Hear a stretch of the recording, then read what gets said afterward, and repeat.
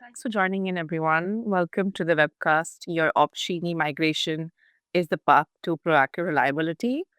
Just to set some context, you're in the right place if you are a standalone Opsgenie user who's being nudged to move to Jira Service Management or JSM.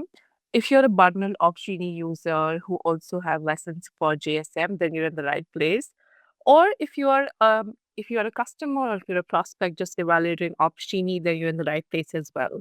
I will call out though, if you are trying to understand what incident response is, we have a bunch of talks that I'm going to link in the chat below for you to go through. If you're also looking to understand how does cybersecurity incident response differ from IT incident management, we have also clarified that in the talks that I will share in the chat below. And if you're just curious, if you want to just see and enjoy the demo, then we have something here for you ahead.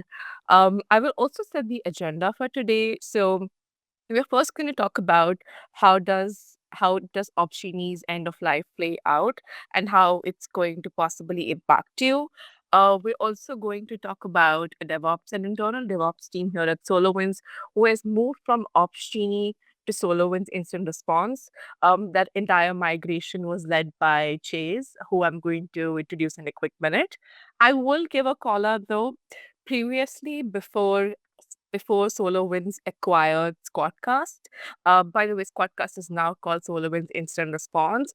Teams here at SolarWinds did use Opsgenie, but we are a firm believer of dog fooding our own tooling. So now teams at SolarWinds use SolarWinds Instant Response, formerly Squadcast. Some housekeeping as well. If you have any questions, feel free to drop them in the chat. We're happy to take them. And if we don't have an answer to them, we will get back to you in a short minute. Also, what I would love is if you would want to see any specific content or if you need any specific support around the migration from Opsgenie, please take the survey here, let us know, write to us, and we would love to talk about it in any upcoming webcast. I'm going to now quickly talk about myself and my co-presenter here, Chase. So, if you regularly log into SolarWinds webcast, then we are new faces for you. I hope you see more of us in the future. So, this is Sanj. I am a newly minted product marketing manager here at SolarWinds. My team was acquired by SolarWinds. I was part of the Squadcast team earlier. And since Squadcast is now SolarWinds Instant Response, I am also a part of SolarWinds. Um, I will be your moderator today, your navigator, someone who's just sort of giving filler content here. Before I introduce Cheese, just to set some context again, he has led the entire migration of his team off from Opsgenie. Cheese, over to you. Can you talk a little bit about yourself? You're the designated expert here for us. Yeah, absolutely. Like Son said, my name's Chase. I've been here with SolarWinds for about a year and a half, a little over a year and a half now, working on our internal DevOps team. So we're not a traditional DevOps SRE team in the way that you would think of them. We don't support SaaS applications. We support our internal developer tooling. So things like GitHub, our CI/CD platforms like TeamCity and Azure DevOps, and then like internal package storage, things like Artifactory. We're 15 or 16 engineers distributed globally. We have people in the Czech Republic, in the Philippines, all across the US. So something like Opsgenie was really necessary for us to make sure if we get some of these alerts coming in, they can be properly routed across the globe. So our main use case for Opsgenie was just that on-call notifications and routing. We used it in a pretty simple manner. Yeah. Chase, quick question here. When did you hear about or when did your team hear about the end of life announcement? Yeah, back in March of this year, one of my coworkers had dropped a link to the blog post or website that they had set up, dropped it in our chat, and it was like immediate flood of the facepalm emojis. Like everyone knew the headache that was going to be coming with having to move off of end of life software. So we realized we had 2 years is decent amount of time for something like this. So we kind of all just went, we'll figure it out when we get there. I think talk of the Squadcast acquisition was starting, so we're really like fingers crossed that we wouldn't have to find a brand new tool. We could just use our own. And then luckily things worked out. So here we are. Yeah, no, that's amazing that Squadcast just came SolarWinds Incident Response just came in and helped you save the day. I will also say that I think a lot of people felt the pain that your team felt because Opsgenie has been deeply embedded in people's systems for a very, very long time. It's one of the first on-call alerting tools that sort of came in the space. Talking a little bit more about how the end of life announcement played out.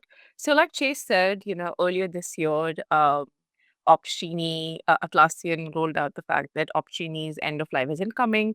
And if you're a standalone Opsgenie user, you have to go ahead and buy JSM or Jira Service Management licenses.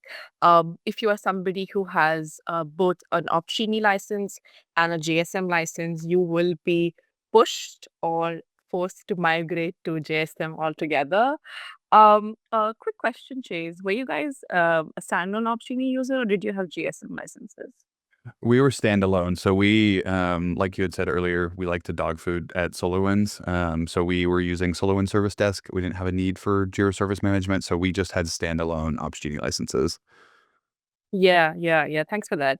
I will also quickly add here that there has been a lot of confusion around this migration. So, although the official announcement for the consolidation of Opsgenie into JSM went about in 2025, in early 2024, a lot of customers saw Opsgenie's functionality show up in JSM, and that caused a lot of confusion even in Atlassian's community. Then there was a lot of talk about the migrator coming out in the mid of June of last year, mid of June of 2024, and then that sort of got pushed around quite a bit also. So what I'm coming at is there's a lot of confusion around the migration, and I think later half of this year and next year we'll continue to see the push around migration. And Optionally right now is in complete maintenance mode, and by the end of 2027 we're going to see Optionally being essentially being shut down. Um, Now, what I want to talk a little bit about here is you're in the right place if you are currently a standalone Opsgenie user, much like Chase's team was, because you're essentially going to be paying a premium if you are being pushed into JSM, which is a ticketing first platform. And now these costs can really add up if you have a big team. This also especially sucks if, like Chase said, that if you're using SolarWinds Service Desk for your ITSM, or if let's say if you're even using ServiceNow for your ITSM, then being pushed into an IDSM first tool is just completely unfair. This also brings me to my second point that ticketing first platforms can be cumbersome for ops first teams to use because they're optimized for customer workflows and not so much engineering workflows.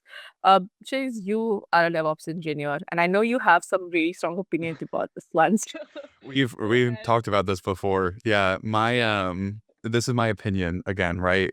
But I think Yeah. that really effective ops teams don't rely on customers reported issues to like drive their incidents. I think if the first time you're hearing about or learning that some platform that you support is going down, if that's coming from a ticket from a customer or someone that you support, your automation around like monitoring and observability is probably not the best. For us, we use SolarWinds Observability, both self-hosted and SaaS. We still use Logly for some things. I mean, we have even like Gen 1 products set up. So we get our alerts directly from these automated platforms. So having a service that's designed around, customer reported issues and like ticketing first, it wasn't going to be what we needed. We needed something that was really driven by those automated toolings, the way that SolarWinds Incident Response is.